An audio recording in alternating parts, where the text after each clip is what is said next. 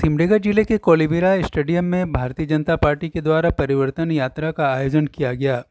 झारखंड में भारतीय जनता पार्टी के द्वारा झारखंड सरकार के विरुद्ध परिवर्तन यात्रा निकालने का काम किया है। इसी कार्यक्रम के तहत सिमडेगा जिले के कोलिबिरा स्टेडियम में भी भारतीय जनता पार्टी के द्वारा परिवर्तन यात्रा का आयोजन किया गया है। इस यात्रा में काफ़ी संख्या में लोग मौजूद है।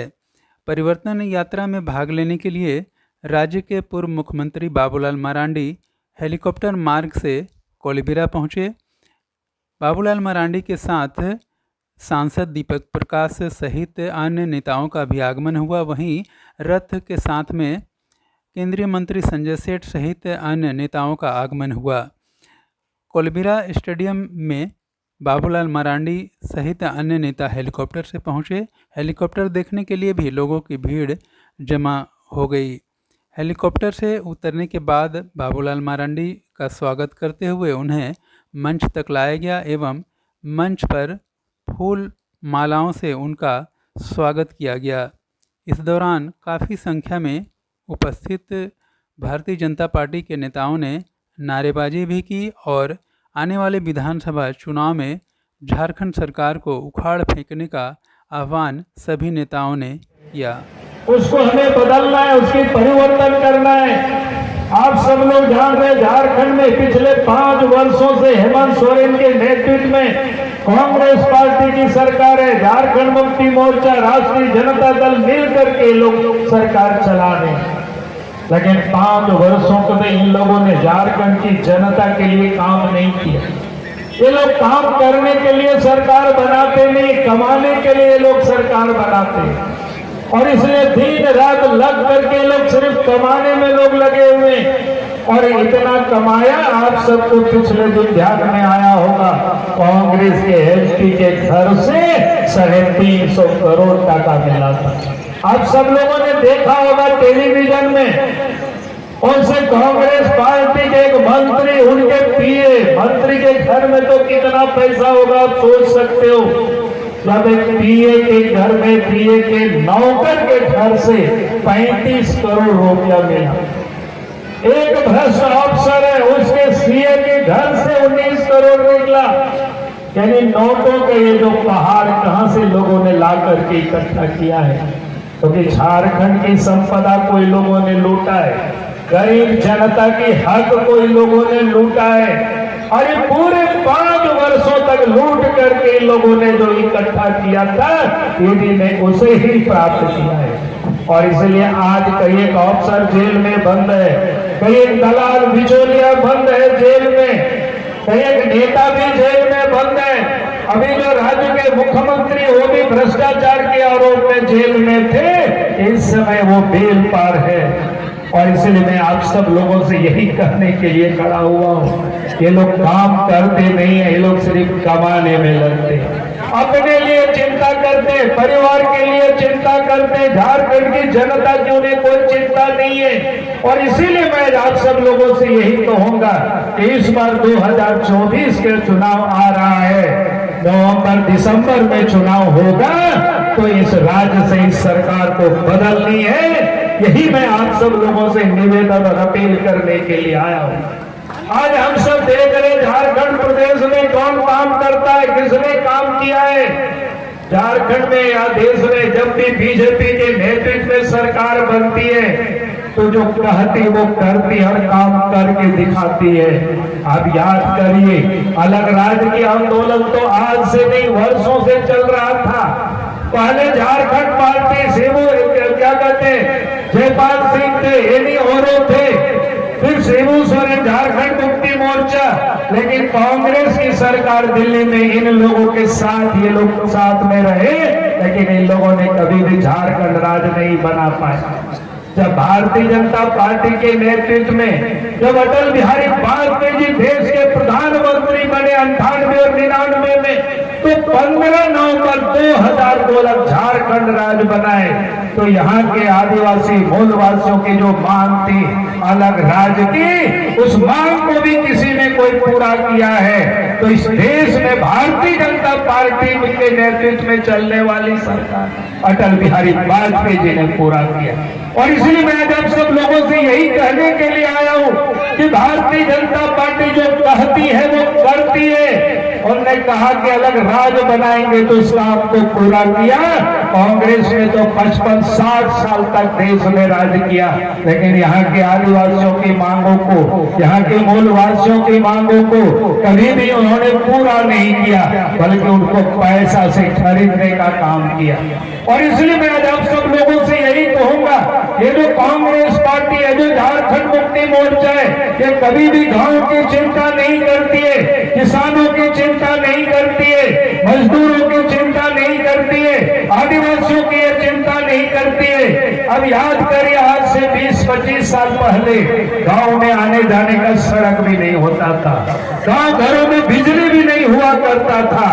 जब इस देश में बीजेपी की सरकार बनी, पहले अटल बिहारी वाजपेयी जी के नेतृत्व में, फिर इस देश में नरेंद्र मोदी जी के नेतृत्व में और झारखंड में भी बीजेपी के नेतृत्व में सरकार बनी, तो झारखंड के गांव तक सड़क भी पहुंच गया, नदी नाला में पुल पुलिया भी बनाए, गांव के घरों तक बिजली भी पहुंचा है। अगर ये विकास का काम किसी ने किया है तो भारतीय जनता पार्टी की सरकार ने किया है। और इसलिए मैं आज आप सब लोगों से यही कहने के लिए आया हूं, भारतीय जनता पार्टी गांव के बारे में चिंता करती है, गांव के लोगों का विकास कैसे उसकी चिंता करती है। और इसलिए मैं आप सब लोगों से ये कहूंगा कि आज जो लोग बैठे हैं वो लोग सिर्फ बड़े बड़े वादे करते हैं, राजनीतिक सिर्फ नारा लगा। और इसीलिए मैं आज आप सब लोगों से यह विश्वास दिलाता हूं, भारतीय जनता पार्टी की सरकार आएगी तो आपकी जमीन की भी रक्षा करेगी, आपकी मां बहनों की भी रक्षा करेगी, और यहाँ के रोटी बेटी और माटी की रक्षा करेगी। ये अगर कोई संकल्प लेकर के आप सब तो यहाँ से जाइए कि बीजेपी की सरकार 2024 में बने, यही निवेदन और यही अपील के साथ ही मैं अपनी बातों को समाप्त करता हूँ। और आप सब लोगों को मैं जरूर कहूंगा, आप धैर्य रखेंगे के घर माता की जोर से भारत माता की वंदे वंदे जय सोना जय चारा जय धर्मा जय जय श्री राम जय जय श्री राम। बहुत बहुत धन्यवाद। परिवर्तन यात्रा के परिवर्तन सभा में कोलेबिरा के पवित्र भूमि में मंच पर आसीन हमारे नेता, आपके नेता, भारतीय जनता पार्टी के प्रदेश के सम्मानित अध्यक्ष और इस राज्य के प्रथम मुख्यमंत्री विकास पुरुष श्रीमान बाबूलाल मरांडी जी, भारतीय जनता पार्टी के संगठन महामंत्री सम्मानित अमीर जी, आदिवासी और कोलेबिरा के रहने वाले मेरे भाई और बहनों तथा मीडिया के मेरे सम्मानित दोस्तों, आज जब हम लोग कार्यक्रम स्थल में आए तो कोलेबिरा की जनता का उत्साह, माई बहन का उत्साह देखने के बाद ऐसा महसूस हुआ कि आने वाला विधानसभा का चुनाव नवंबर में होगा और कोलेबिरा में कमल खिलेगा, कमल खिलेगा, कमल खिलेगा। और मैं इस दावे के साथ कह रहा हूं, आपके चेहरे में आक्रोश देख रहा हूं, आपके दिल में उमंग देख रहा हूं, और उमंग है, उत्साह है, और इस सरकार हेमंत सोरेन सरकार के खिलाफ आक्रोश है। और आक्रोश क्या है? इस सरकार आज से 4.5 साल पहले जनता को छलने का काम किया, को धोखे में रख करके मक्कारी करते हुए, धोखेबाजी करते हुए और मुंगेरी लाल के हसीन सपने दिखाते हुए इस सरकार में, इस राज्य में सरकार बनाने का काम किया।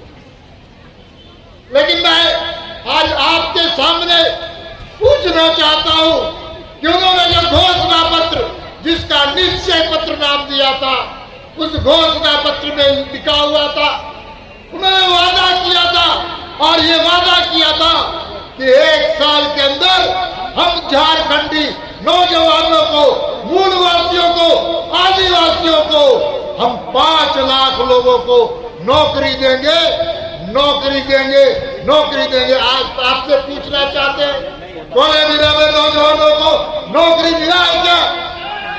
नौकरी मिला है क्या? बोला आप बताइए आप। और उन्होंने कहा था कि नौकरी नहीं देंगे तो 5,000 और 7,000 बेरोजगारी भत्ता देंगे।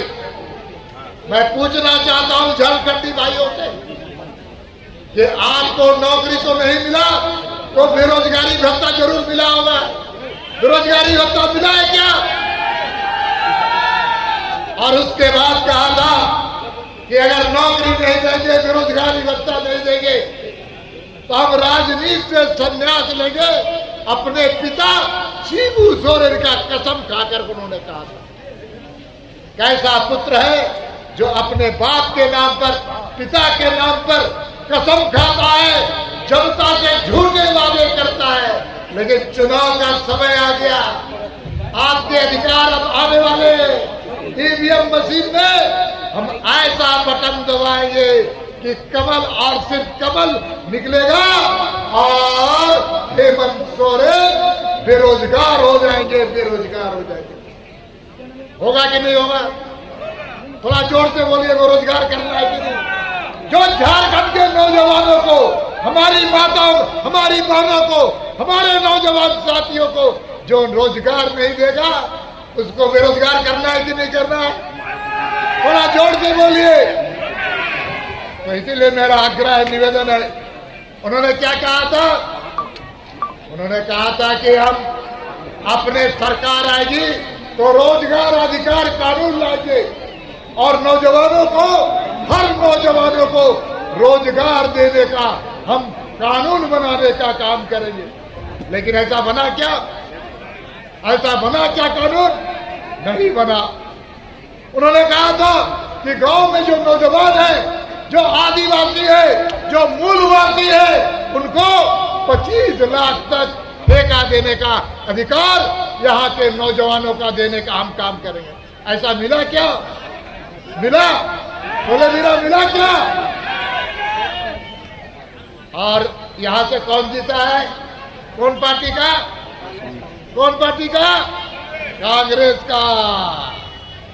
जो पूरा दुनिया में, देश में पूरा संपत्ति को लूटा, उसका नेता राहुल गांधी अमेरिका में जाता है और भारत के बारे में, भारत के लोगों के बारे में, यहाँ के आदिवासियों के बारे में, यहाँ के अनुसूचित जातियों के बारे में, यहाँ के सिखों के बारे में अनाप शनाप बोलने का काम करता है। क्या देश का मान सम्मान आप कोई अपमानित करेगा तो उसे बर्दाश्त कीजिएगा? कोई बर्दाश्त करेगा क्या? तो वही पार्टी कर यहाँ पर विधायक है। कौन पार्टी कर? कांग्रेस के। और कांग्रेस वही पार्टी है जो झारखंड को, आंदोलन को खरीदने का काम किया और आंदोलन को बेचने वाला झारखंड मुक्ति मोर्चा था। और आज हम दावे के साथ कह सकते हैं कि अलग राज्य किसने बनाने का काम किया है? तो भारतीय जनता पार्टी ने कहा। हमारे नेता यहाँ बैठे विस्तार से बताने का काम करेंगे।